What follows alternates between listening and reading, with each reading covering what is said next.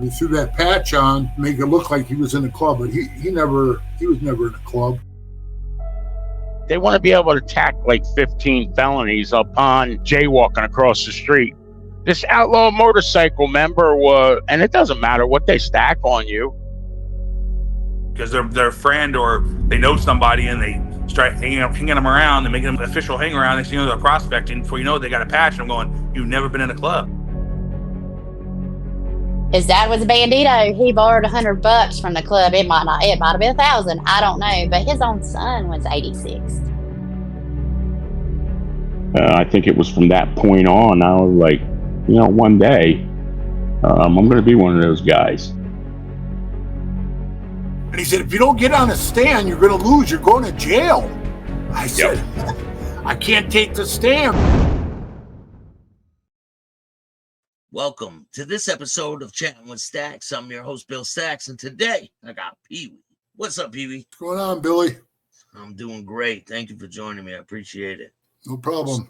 So today, a lot of people have been writing in, asking me questions to ask you. There's a couple people that people have written in and wanted me to ask you if you knew anything about them.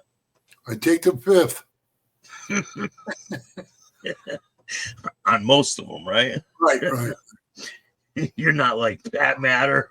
I'm telling all of them. So one thing I wanted to talk to you about is there is people out there who talk that you're on the internet telling your story, but they're on the internet telling their story too. So it's very odd, don't you think? Yeah, most of those people are full of shit. Most of them people are the ones who talk all that shit behind your back and tell other people you're this, you're that, but they don't say it to your face, Yeah. And I'm about to show you some pictures of some pretty infamous people. And you explain if you know them, and if you have a little story about them, maybe share a story about them. Does that sound good? Okay.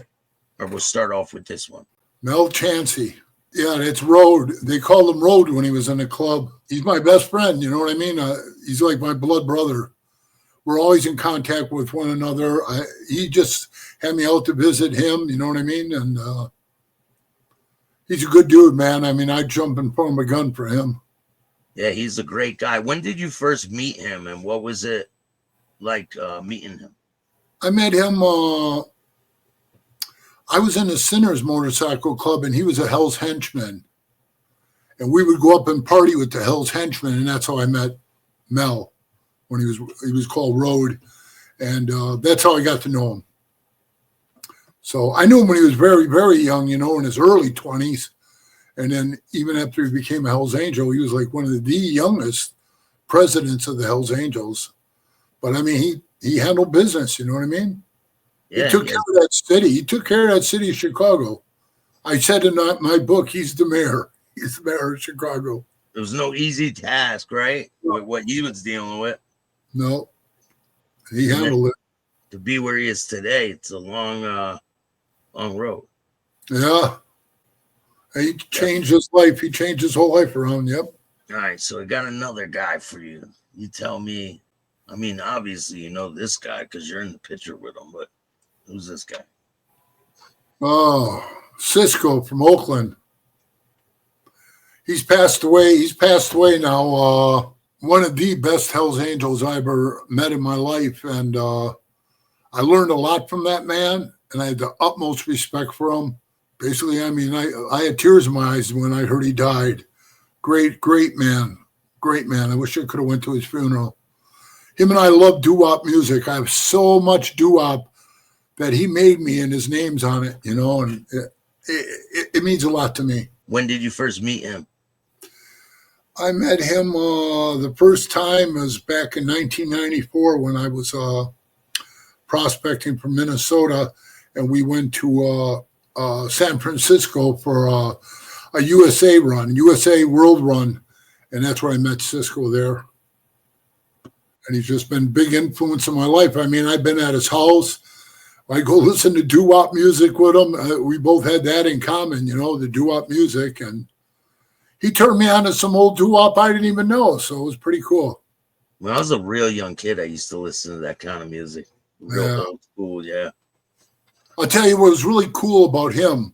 He was so classic, man. He was such a classic dude. I can't say it enough. I really can't. I honestly don't give him enough credit for the great guy he was. But I remember I was sitting up in his office upstairs in his house, and he had a grand piano behind us set up on the rack in front of the piano. The music sheet was all penciled in. And he said, hey, look at that, PeeWee. I bought that at an auction. I paid big bucks for that. Do you know what that is? And I said, no. He goes, go over and read it. And I read it. It's the original writing of the song and the music in pencil to Unchained Melody from the Righteous Brothers. Yeah, and he had that. Yeah, he had that on his piano. I'll never forget as long as I live.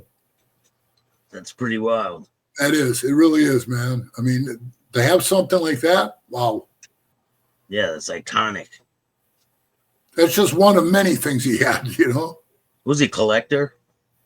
Yeah, and he collected a lot of old doo-wop music. Like I said, you know, he turned me on to tons of it. I just went down and I seen, like, I'm not exaggerating, probably 30 to 40 CDs that I have that say doo-wop 1, doo-wop 2, doo-wop 3, all the way through. And then it says Cisco on the top, you know. Yeah. And then he gave me one with his mugshot on it. And it says his name on the bottom of it. With, you know, he's holding the card, you know, with his face turned to the side. And on the top, it says country love songs. And they're all songs about screwing and, you know, just plain fucking and all that stuff. His hair turned white, right? No, his hair pretty much stayed pretty black. I mean, I don't remember with white hair. No. Who's this guy? Oh, that's Steve Towson.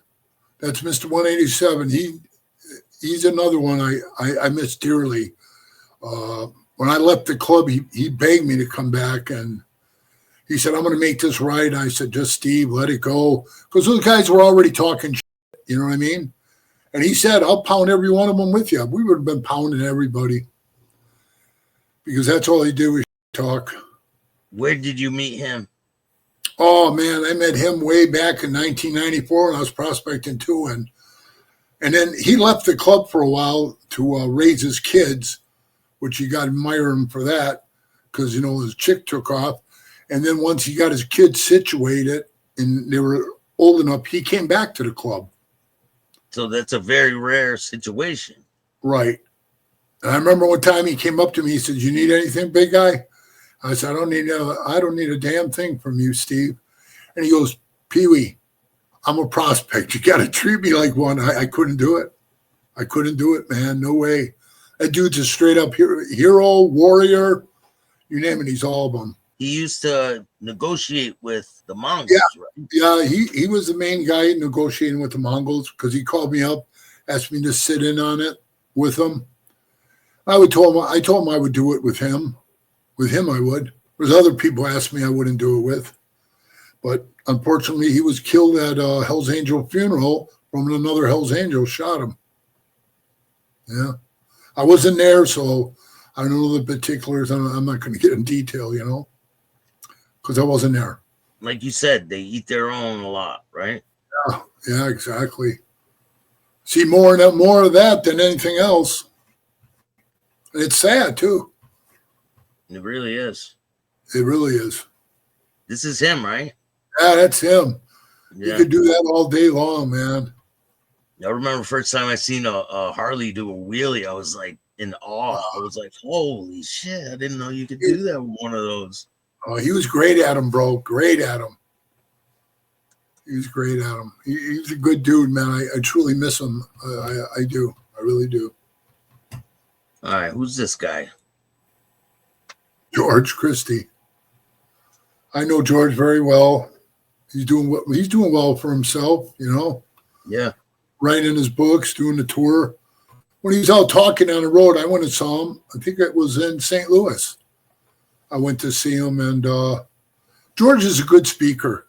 You know, he carries himself well, and he always represented the club very well, I thought, when he was speaking. You know, it was hard for Sonny because Sonny had the throat cancer, and he always had to like hold that air thing on his throat, and he was whispering most of the time. But George, when people say, "Oh, we threw this guy out of the club because he talked to cops," we all had to talk to cops. We just don't pull over to the side of the road and sit there and not say anything. We all go to jail then. Yeah. So he's got to be smart enough to talk. And George was a guy who would step up to the plate. I had to do it every time in Sturgis. Because these guys, they look to you guys for leadership qualities. Right. I mean, it was so bad by us in Vegas. I was in the pool swimming, and the guys came back. "Hey, PeeWee, the cops are here. They want to talk to you." I said, "Well, go talk to them. Find out what they want." And they came back. They go, "They want to talk to you. They only talk to you." So I throw a towel around my back. I walk out all pissed off, all soaking wet. I go, "Yeah, what do you want?" And they said, "Hey, PeeWee, how you doing?" I said, "Yeah, I'm doing great. What's up?" And he says, "Hey, we got a couple complaints about the music. Could you just turn the stereo down a little bit?" I said, "That's it?" And he goes, "Yeah." I said, "We'll do it right now." And he goes, "Thanks, man. Have a good night." I said, "Yeah, you too." I turned around and I said, "You dumb fuckers," because they're all standing there, Not one of you guys could talk to him about turning the music down. Yeah. So I guess I got pushed out of the club for not becoming a Hell's Angel, telling the cops I'll turn the music down. Yeah, but you were sensing a vibe from everybody, and you ended up saying, "I'm done with this," right? Oh, yeah. They didn't push you out. No, they didn't push me out. I could have stayed. Yeah. I could have fought the whole room. I could have fought the whole room, bro. It wouldn't have mattered. Especially with my kid there, we would have mopped the place. Those white walls would have been red when we left. Who's this guy? Yeah. Oh, that's De La Brava, DL. One of the most fascinating guys. High-spirited, high-strung, but all heart, man. His heart is as big as he is, man. He's a good dude. I had so much fun with that cat. I really do, man. And that picture was taken right there at my 50th birthday party. And you were an active member at that time, right? Yes. Yeah. And when did you first come across I could see the shirt that was on him, and that was for my birthday party. A T-shirt. Yep. Yeah. When did you first come across him? I think he was prospecting. He came out to Sturgis, and he was hanging out with me. And I swear to God, I never had more fun with a guy prospecting than with DL. I mean, he was just so high strung. He was a funny guy, man. If I said, "Hey, go down there and talk to the guy, tell him to take his patch off," he'd go down there. I'd just be watching down the alley. They'd be arguing. I'll say, "Bink!" He'd headbutt the guy. he was like just high anxiety. That was the perfect way to describe him. Yeah. We'd be in the bar, and I'd say, "Hey, those two guys over there, they said," and before I could even say what they said, he'd run over there and be fighting with them. Yeah, he was the best. I went out of my way to, make sure that I bought him personally from me, like his 1 year, his 1 year plaque. And I really enjoyed DL's company. And he's no longer in the club. He quit the club, but he was in Sons of Anarchy, and he did well and stuff like that. And I wish him the best. I don't hear from him anymore, but I do wish him the best. I still love the dude, man. So good luck to you out there, DL. He's probably continuing his acting career, I imagine, right? Yeah, I would say so, yeah. Maybe we'll see him on Yellowstone or something like that. Yeah, that'd be cool. Yeah. All right, who's this guy? That's Sonny.